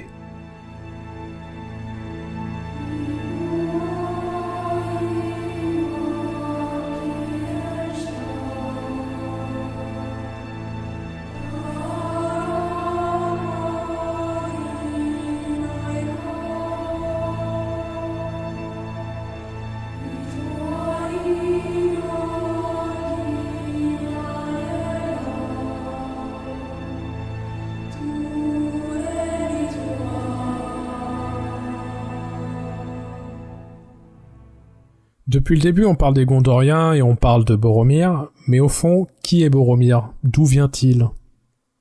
Qui est sa famille ? Boromir, c'est le plus grand capitaine du Gondor, et il vient d'une famille spéciale, il vient de la famille des intendants. Son père, c'est Denethor, c'est l'intendant du Gondor, c'est celui qui dirige en l'absence du roi.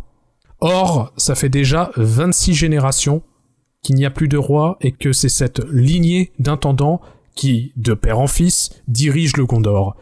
Donc ils ont cette situation qui est très ingrate, puisqu'ils ne seront jamais rois, mais qu'ils ont le devoir de gouverner et de faire tenir la baraque.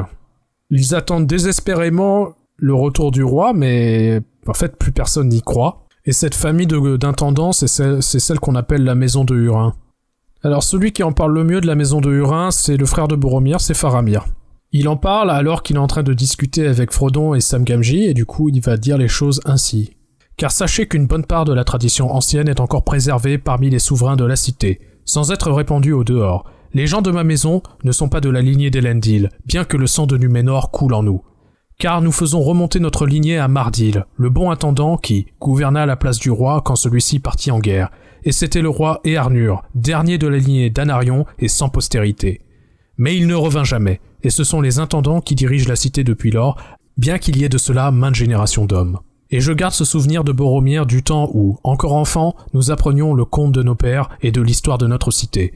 Et c'est qu'il était toujours mécontent que son père ne fût pas roi. Combien de centaines d'années faut-il pour faire d'un intendant un roi si le roi ne revenait pas ? Demanda-t-il. Au plus quelques années peut-être, en d'autres lieux de moindre lignage, répondit mon père. Au Gondor, 10 000 ans ne suffiraient pas. Hélas, pauvre Boromir, cela vous dit-il quelque chose de son caractère ? Ouais, cela dit quelque chose.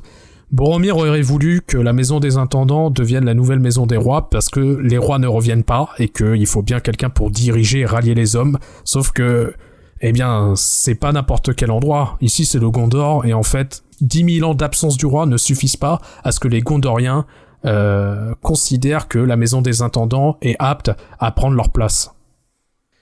Alors Frodon, il voudra en savoir plus sur la situation justement du Gondor, donc il dit « Car je voudrais en savoir plus long sur Minas Ithil et Osgiliath et sur Minas Tirith l'inébranlable. Quel espoir reste-t-il pour cette cité dans sa longue guerre ?»« Quel espoir ?» demanda Faramir. « Il y a longtemps que nous n'en avons plus. L'épée d'Elendil, si vraiment elle devait revenir, pourrait le raviver, mais je pense qu'elle ne servira qu'à retarder le jour néfaste, sauf s'il venait d'autres secours inattendus, des elfes ou des hommes, car l'ennemi gagne en nombre pendant que le nôtre diminue. Nous sommes un peuple agonisant, un automne sans printemps. » C'est horrible de dire ça de son propre peuple quand même. Les hommes de Núménor s'étaient établis tout au long du littoral et dans les régions côtières des Grandes Terres, mais ils succombèrent pour la plupart aux vices et à la déraison. Bon nombre s'éprirent des ténèbres et de magie noire. Certains s'abandonnèrent entièrement à la facilité et à l'indolence, et d'autres se battirent encore entre eux, jusqu'à ce que leur faiblesse les offrit en pâture aux hommes sauvages. Il n'est pas dit que les arts maléfiques aient jamais été pratiqués au Gondor, ou que l'innommable y fut jamais considéré avec honneur. Et la sagesse et la beauté d'autrefois ramenées à l'ouest aux temps anciens demeurèrent longtemps au royaume des fils d'Elendil le Beau, et elles y vivent encore. Mais il reste que le Gondor fut l'artisan de son propre déclin, sombrant peu à peu dans la déchéance et croyant que l'ennemi dormait, lui qui n'était que banni et non détruit. Très important. Le Gondor est l'artisan de son propre déclin en pensant qu'il n'y a plus d'ennemis. Ça me fait penser à... Il y a le cofondateur de Palantir qui s'appelle Alexander Karp. Et il y a aussi Palmer Luckey qui dit ça, mais étonnamment c'est un discours que je retrouve aussi chez Kevin Roberts. Mais bref, il y a tout un tas de politiciens et d'industriels américains qui, d'un accord commun, disent en fait l'Occident, à la chute de l'URSS, a cru que c'était la fin de l'histoire et que, en intégrant la Russie et la Chine dans une économie mondiale et libérale, en fait allait pouvoir intégrer tous ces pays et toute l'humanité dans une espèce de démocratie libérale qui serait unifiée, et on ferait que du commerce et il n'y aurait plus de conflit. Ce que tous ces gens disent, c'est que l'Occident a baissé sa garde et qu'en fait tous ces pays n'ont pas du tout intégré une économie mondiale. Tout ce qu'ils ont fait, c'est se servir de cette baisse de garde pour rattraper leur retard, et notamment au niveau technologique, pour voler des processus industriels et de l'avance technologique qui étaient présents en Occident, et qui préparent en fait le conflit de demain et une œuvre qu'a déclassé l'Occident pour prendre le leadership. Et donc en fait, ce qu'il dit, c'est il y a personne qui a œuvré à ce qu'on tombe, juste on a arrêté de courir et les autres nous ont rattrapés et nous mettent une pêche en passant en fait. Donc ça m'a fait penser à la même chose avec le Gondor qui a œuvré à son propre déclin en pensant qu'il n'y avait plus des forces de ténèbres en fait. La mort y était toujours présente, car les Numénoréens, comme ils le faisaient dans leur ancien royaume, causant ainsi sa perte, continuaient de soupirer après la vie éternelle et inaltérable. Les rois édifiaient des tombeaux plus somptueux que les maisons des vivants, et ils prêtaient plus de valeur au nom de leur ancien lignage qu'à ceux de leurs propres fils. Des seigneurs sans enfants languissaient dans d'antiques salles à méditer sur l'héraldique. C'est marrant la façon dont il décrit la déchéance pour lui des Numénoréens, c'est... On est une société de vieux croutons qui mettons un fric dingue dans une espèce de palais d'apparat, alors que les maisons des gens c'était pas terrible, prêtent plus d'importance en fait à l'ancien, au passé qu'à l'avenir, c'est-à-dire leurs propres enfants, et c'est des seigneurs qui ne font plus de gosses, c'est-à-dire qu'il y a plus d'enfants dans la cité, et qui en fait passent leur temps à essayer de dire comment on peut faire pour vivre plus longtemps, juste tu peux pas, donc fais des gosses, connard. Des hommes desséchés composaient dans des chambres secrètes de puissants élixirs ou interrogeaient les étoiles dans de hautes tours grelottantes. Et le dernier roi de la lignée d'Anarion mourut sans héritier. Mais les intendants furent plus sages et plus fortunés. Plus sages car ils sollicitèrent la force de nos gens chez les solides habitants des côtes et les hardis montagnards des Ered Nimré. Et ils conclurent une trêve avec les fières peuplades du Nord qui avaient coutume de nous assaillir. Des hommes d'un courage farouche, mais qui n'étaient pas moins nos parents éloignés, contrairement aux sauvages orientés et aux cruels Haradrim. Dis donc, ils les aiment vraiment pas ceux-là. C'est ainsi qu'à l'époque de Sirion, 12e intendant, mon père étant le 26e, ils chevauchèrent à notre aide et au grand champ de la Célébrant, ils anéantirent les ennemis qui avaient envahi nos provinces septentrionales. Ce sont ces gens qu'on appelle les Rohirrim, les maîtres des chevaux, et nous leur cédâmes alors les champs de Calais-Nardon, depuis appelés le Rohan, car cette province était longtemps restée fort peu peuplée. Et ils devinrent nos alliés, et depuis lors, ils nous ont toujours été fidèles, et nous viennent en aide dans le besoin. Ils gardent nos frontières septentrionales et la brèche du Rohan. Donc il explique comment les Rohirrim, qui ne sont pas des Numénoréens, en sont venus à devenir des alliés du Gondor. De notre savoir et de nos mœurs, ils ont pris ce qui leur semblait bon, et leurs seigneurs parlent notre langue si besoin. Toutefois, ils restent en grande partie attachés aux coutumes de leur père et à leurs souvenirs, et ils parlent entre eux leur langue nordique.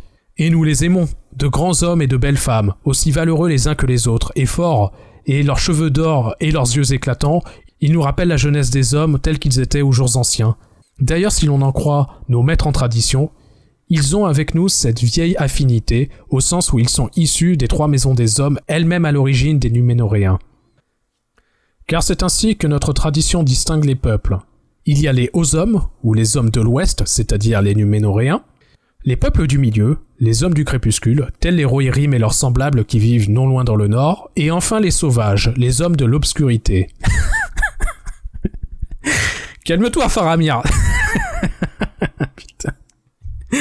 Le mec, il hiérarchise un petit peu quand même. Pour lui, du coup, selon la tradition des Gondoriens, vous avez 3 catégories d'hommes. Il y a les Ozom, les hommes de l'Ouest, donc les Numénoréens, voilà. Eux, ils sont tout en haut dans la pyramide. Au milieu, vous avez les Rohirrim, et en bas, vous avez les connards, les sauvages, Haradrim, les Orientais, etc. Ils les aiment pas trop, hein. Ils les appellent les hommes de l'obscurité.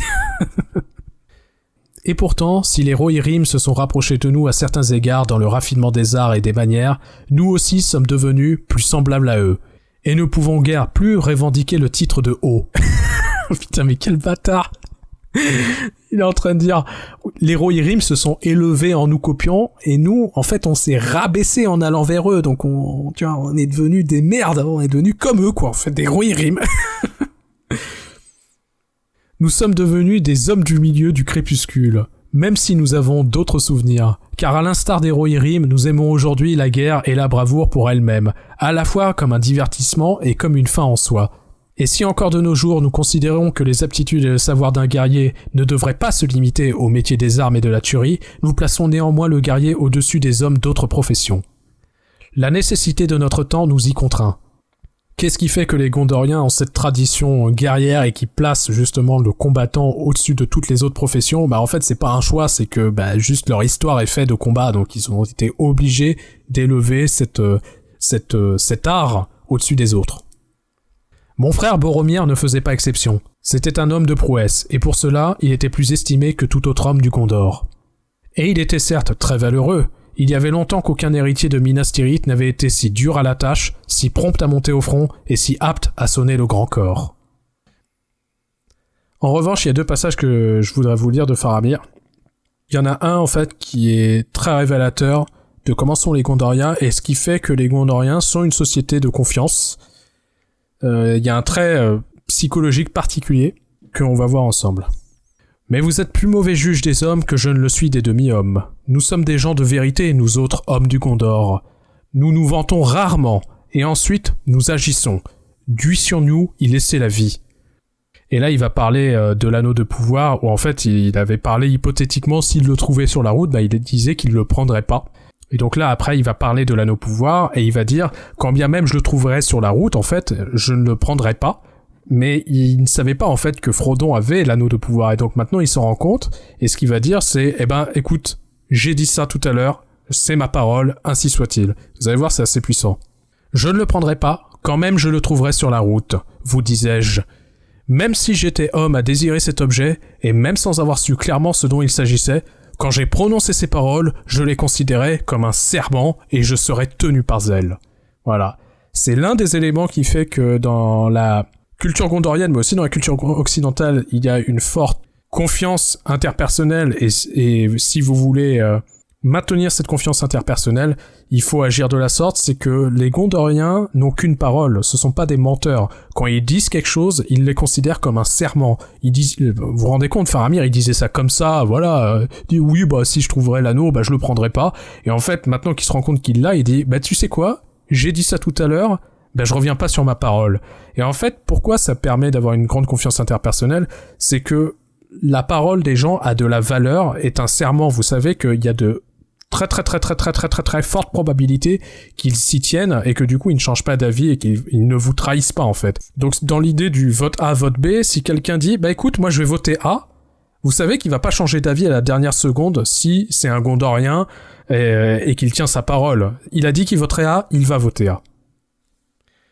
Et donc c'est le problème, c'est que plus, en tant que membre de cette société, vous revenez sur votre parole, ou plus il y a d'individus qui ont l'habitude de revenir sur leur parole, qui composent cette société, moins il y aura de confiance interpersonnelle. Alors quelles sont les inspirations d'un Gondorien? Quels sont ses rêves? Quel avenir il souhaite pour son peuple? Faramir, il va vous le dire. Pour ma part, dit Faramir, j'aimerais voir l'arbre blanc de nouveau en fleurs, dans la cour des rois, et la couronne d'argent revenir parmi nous, et Minas Tirith retrouver la paix, être Minas Anor, comme autrefois, lumineuse, haute et belle comme une reine parmi d'autres, non la maîtresse de nombreux esclaves, ni même la généreuse maîtresse d'esclaves consentants.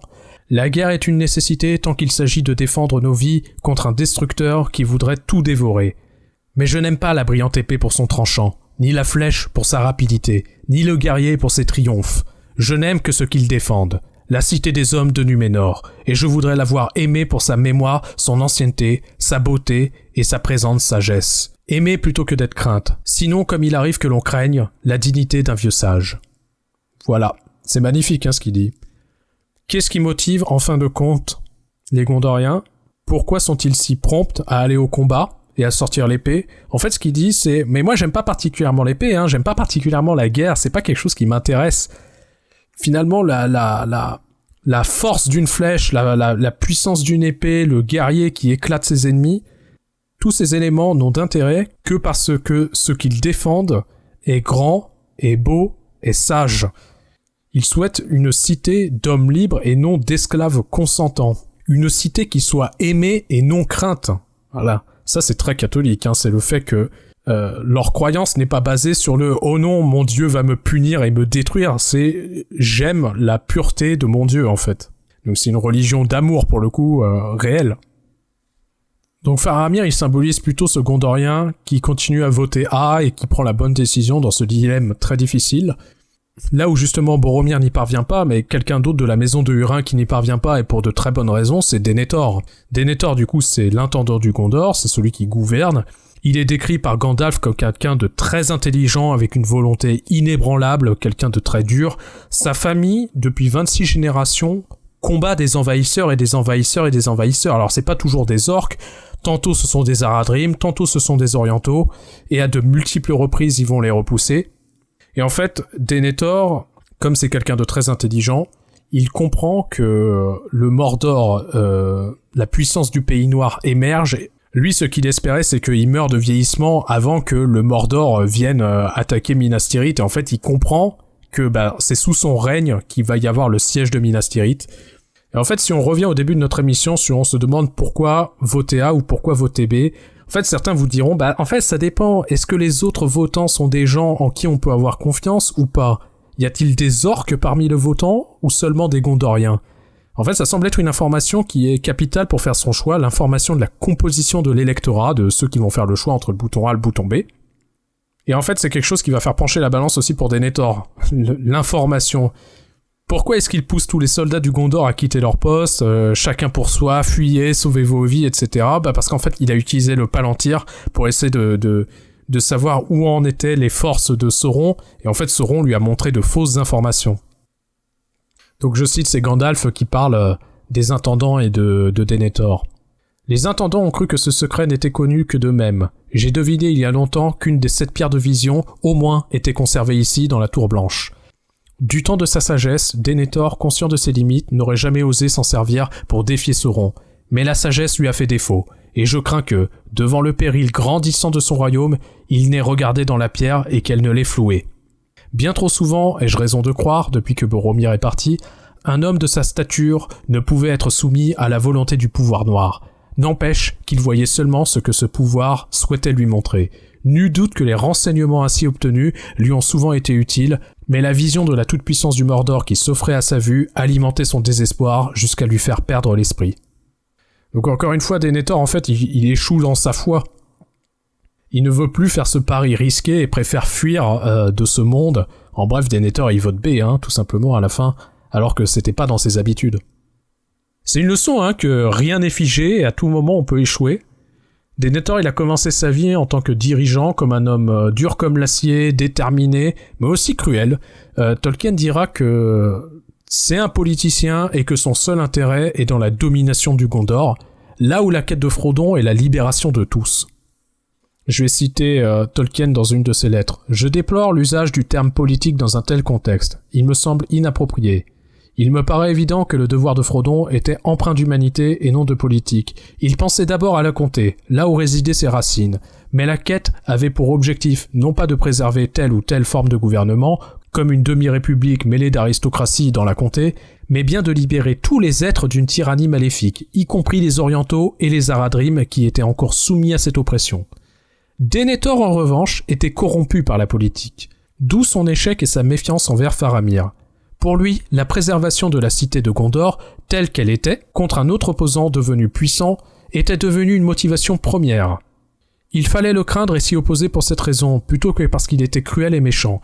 En gros, la motivation première de Denethor, c'est le leadership du Gondor, et en fait, il était prompt à vouloir combattre le Mordor, non parce que le Mordor est maléfique, est démoniaque, allait réduire le monde en esclavage, mais tout simplement parce que le Mordor était une puissance émergente qui allait être un rival en fait.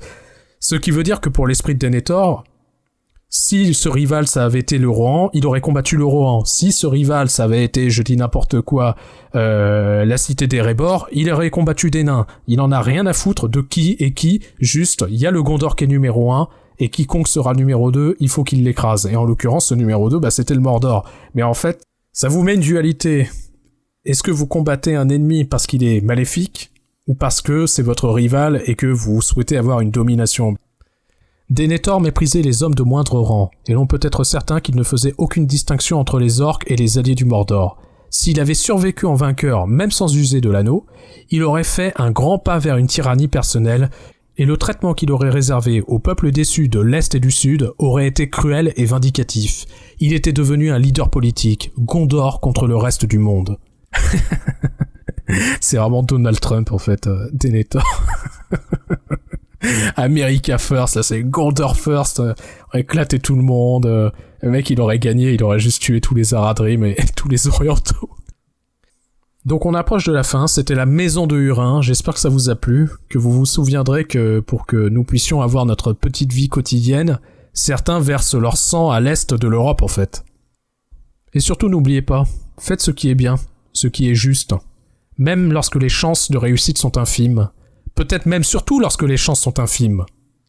Le vote B, il est rationnel, et en ça, il est séduisant, parce qu'en termes de statistiques, c'est le plus intéressant, mais cette extraordinaire civilisation n'existe que grâce au vote A.